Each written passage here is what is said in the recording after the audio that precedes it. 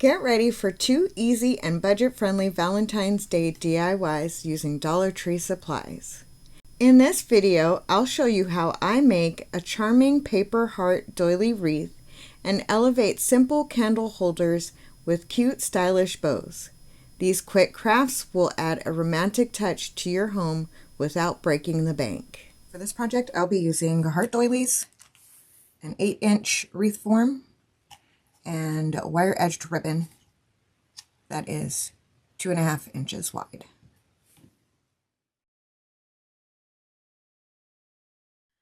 The first thing that I want to do is to add a hanger onto this wreath. So I'm just going to cut off a little bit of twine here, and I'm going to knot it at the bottom.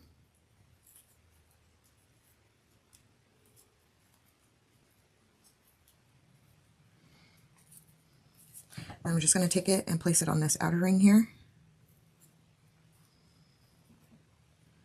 So that is all ready to go.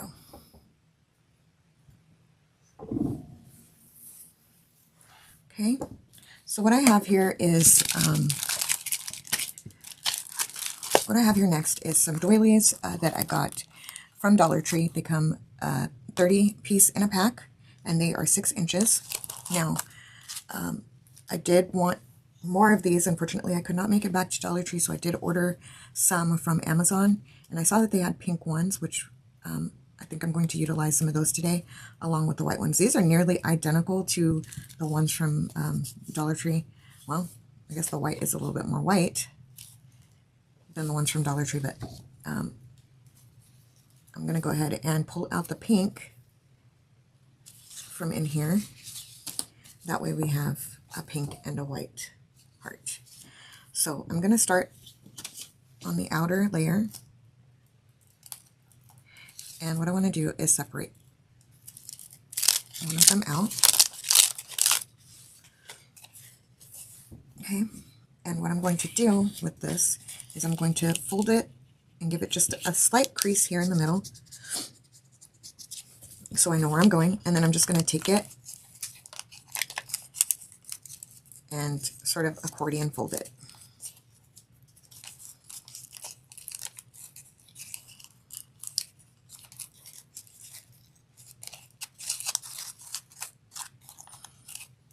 Okay, and now I'm going to take a piece of tape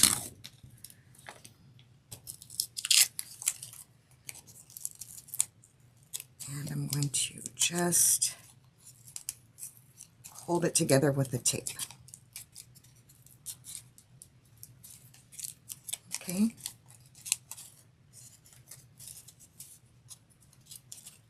So I'm going to do another one here. Just peel off a piece of tape first.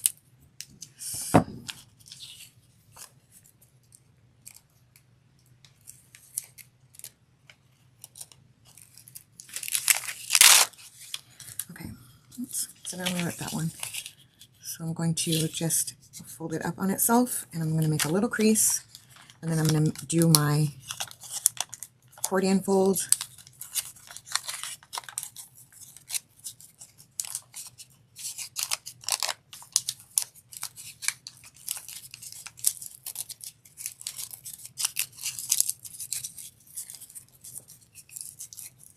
And take my tape and just put it around there.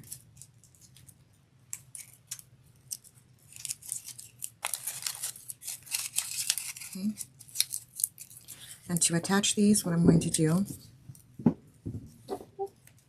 is bring that all the way down to where that tape is. You can see that there. And I'm going to crease it so the tape is fully on the back.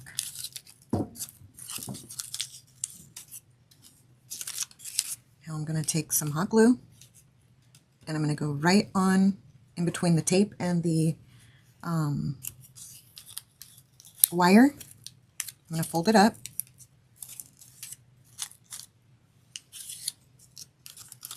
And then I'm going to take another dab of glue right here in the center-ish area and stick that down. I don't think that's exactly center, but, and then I'm going to go ahead and glue it back the other way as well. So it's going to look like that. Okay, let's do another one here. I'm going to put it all the way down so that where it bends, it's going to bend around the wire like this. So you can see the tape is fully in the back.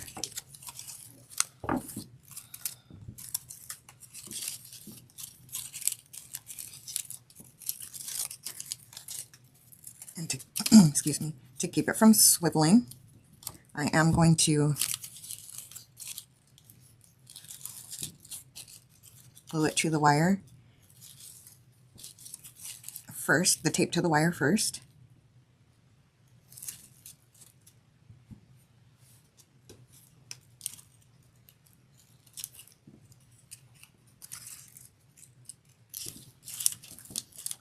Okay, and then I'm just going to attach it here kind of in the middle-ish, same as before. And then if I can see this tail through the front, I'm going to fold it back on itself again. Yeah. I don't want to see any of this white here. Another option is you can just cut it off. I finally found my silicone fingers, so I'm going to use that to hold it. Okay, so that's what we have so far. Now what I want to do is I'm going to see if I can fit 6 in each section here.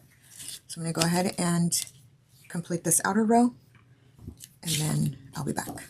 I've gotten the first row completed, and I ended up only being able to fit 5 in each of the sections here. So now I'm going to go ahead and do the white, and I'm going to do them the exact same way. This is how I did the pink ones. So again, just as a refresher, just fold it in half. Well, yes, fold it in half to create a little crease, and then you're just going to accordion fold it kind of like a fan.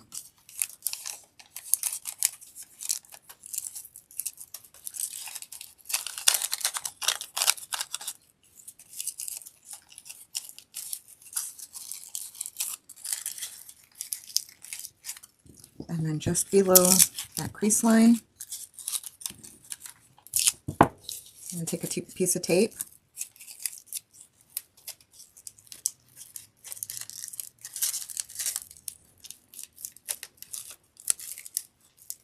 and secure it in place.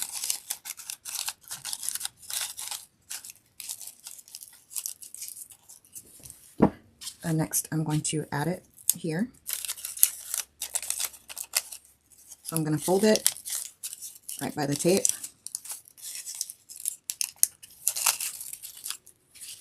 I'm going to hook it through.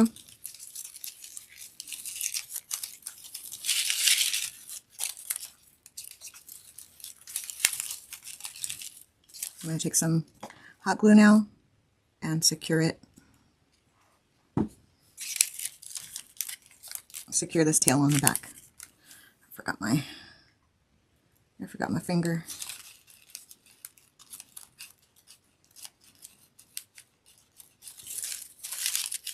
Okay.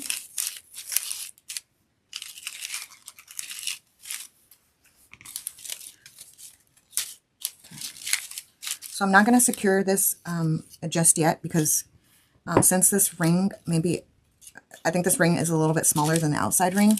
I may not be able to fit even 5 on this one, so it may end up being 4. So I'm going to go ahead and do another one here.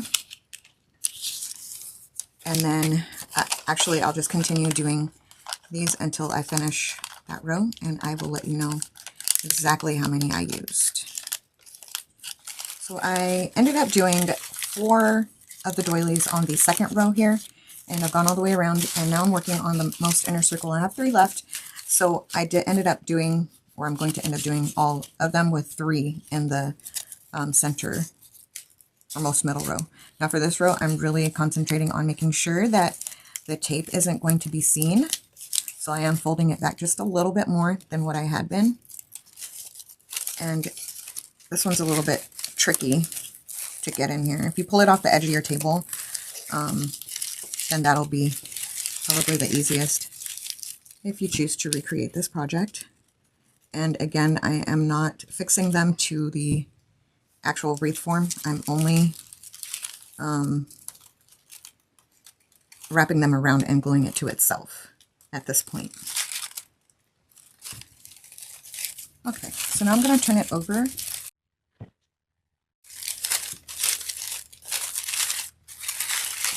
Make sure that I try to push these out as best I can. Then I'm also going to look at my sections here and just try to evenly distribute them within that within that section. And then I can go ahead and place some hot glue to kind of fix them in place.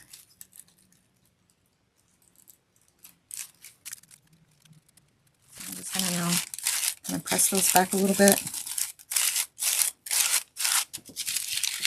And this is what it's looking like so far.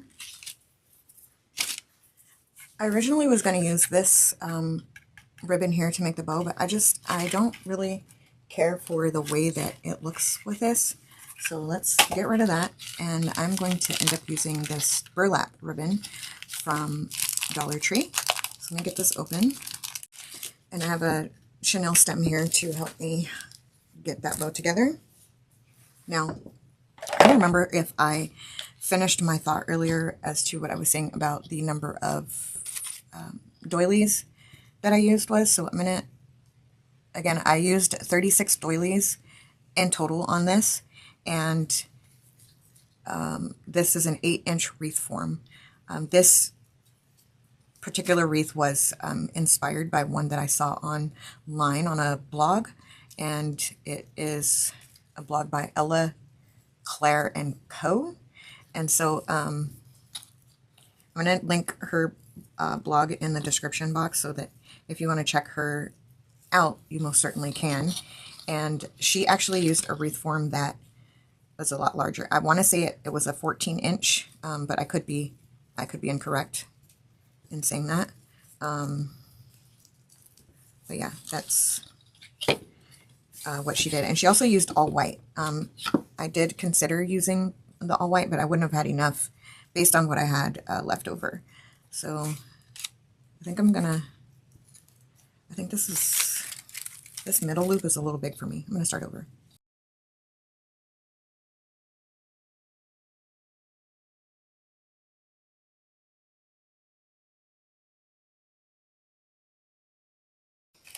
Okay, so I'm going to go ahead and cut this end open. And now I want to decide where I'm going to put the bow, but first I need to find the top. Okay, so I know that this is the top.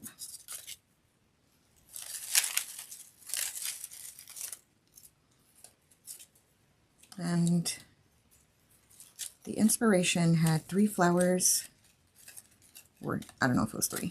It had flowers. And I think they were off to the side. And I think I may want to mirror that. So I'm going to go ahead and open this up.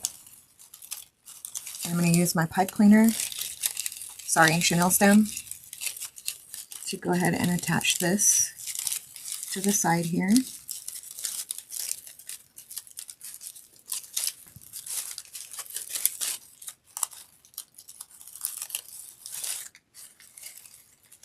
So this is a paper wreath, so you definitely don't want to use this anywhere where it's going to be exposed to the elements. But this would be a cute little wall wreath or door wreath on the inside of a door. Also, it would be cute too if you decorate your kitchen. It would be cute on your kitchen cabinets. I'm just kind of crimping the ribbon here. So this is it complete.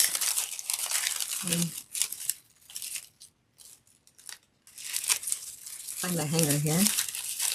Okay, so that's it complete. And I think this came out absolutely adorable.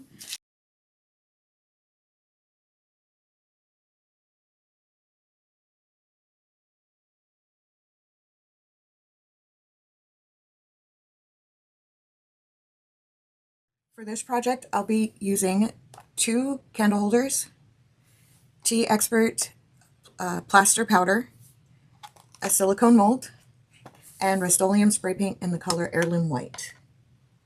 The ratio of powder to water for this particular plaster is 10 powder to 3 water. So I've already got my water measured out in this cup and the powder in this one. And I have 40 over here in the powder and 12 grams. I measured them in grams in here. So what I'm going to do is start adding the powder to the liquid. And I'm just going to start mixing that in. I guess we're going all the way. So I'm going to go ahead and mix this all together. And I am trying to fill in this bow here. So I want to cast that one here with this. I'm just going to press this up along the sides just to make sure I don't have any stray bubbles. And then I'm going to pour it in there. And if I look at this here,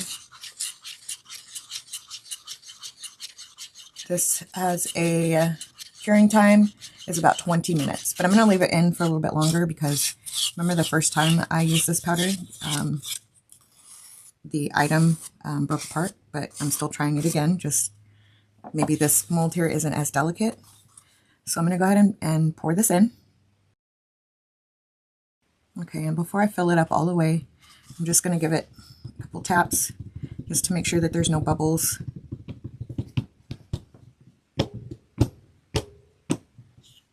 Hiding. Okay, so I'm going to go ahead and finish filling this up now. And I feel like I'm going to have a little bit or a lot of it extra, so I'm going to go ahead and just pour the rest of it out into the rest of these.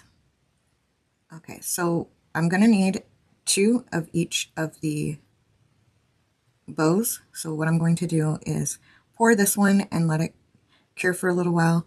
And since you've seen me pour this set already, you don't really need to see me doing it again. So I will go ahead and mix up, I'll go ahead and mix up the next batch once this one is cured, and then I'll be back with the next step. The bows have fully cured now, so what I'm going to do is decide on the placement of where I want to go ahead and attach these to the candlesticks. So I'm going to decide that. Maybe I might put a mark on the actual candlestick, and I think right about there. Well, let me place this one first, and then what I'll do is I'll place that one because I want the bows to line up, which is just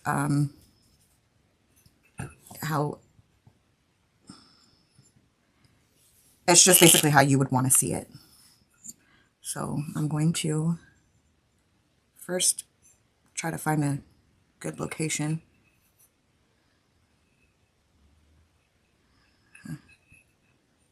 And I think for this one, I'm going to place it here. So let me just put a little mark there. And then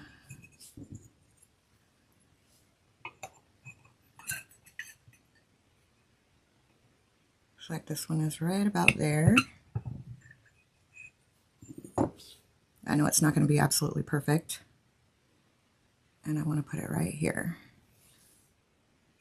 Okay, so next I am going to rough up the back of this just a little bit so that the contact adhesive here has something to kind of grip into.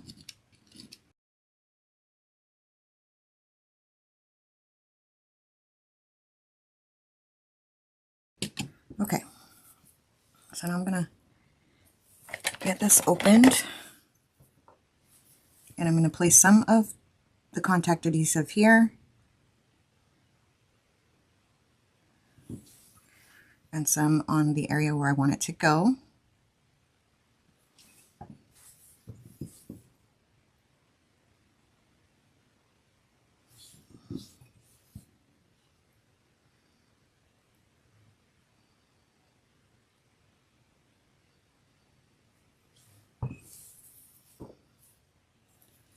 And I'm just going to let those set for a few minutes.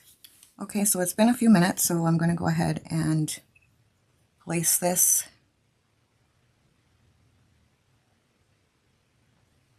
like this.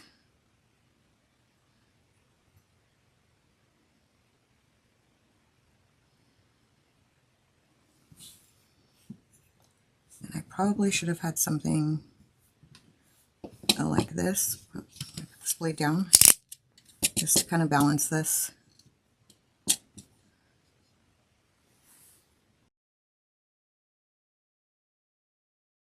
Okay, so I'm going to go ahead and leave these here to set up a little bit further, and then I'm going to be taking these outside to spray paint them with this heirloom white Rust-Oleum. I'll be right back with you. Okay, so I'm currently outside, and I have my little candle holders here set up on a box, and I am getting ready to spray them. Now it is a little bit windy out here, so yep, let me come this way. Excuse my shadow. I'm just going to try to get this as best as I can with the wind that's coming through.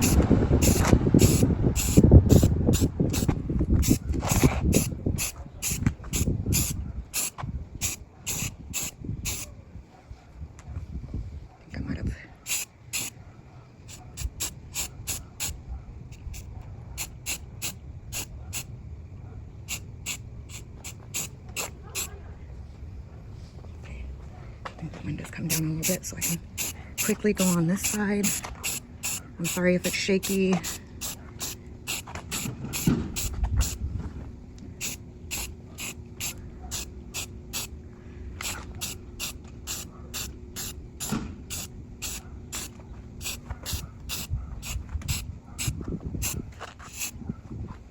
Okay, I'm just going to let that sit. I think it says about 20 minutes, and I will see about coming to get a better coat. So the candlesticks have had a chance to completely dry. My paint job leaves something to be desired, but here we are. And in full transparency, I did turn this over to the back once the glue had set up on the front, and I used this UV resin that's high viscosity by Let's Resin on the sides of it here. I used it because I had it, but I don't see why you couldn't just use more of the regular stronghold adhesive to accomplish the same thing. So now what I have here is the Art Alchemy metallic wax in the color Vintage Gold, and I just want to put some over the high spots on this bow and maybe just a little bit around the rim to finish these off. So I'm going to go ahead and get this opened. And I didn't notice when I was picking these up in Dollar Tree that the cups are different. I didn't know that they would have separate or different designs on the top, so I wasn't paying attention to that, which it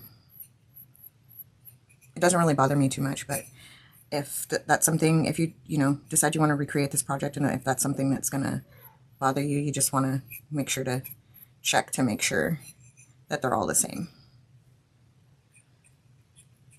Okay, so I'm just going to rub this over again on the high points.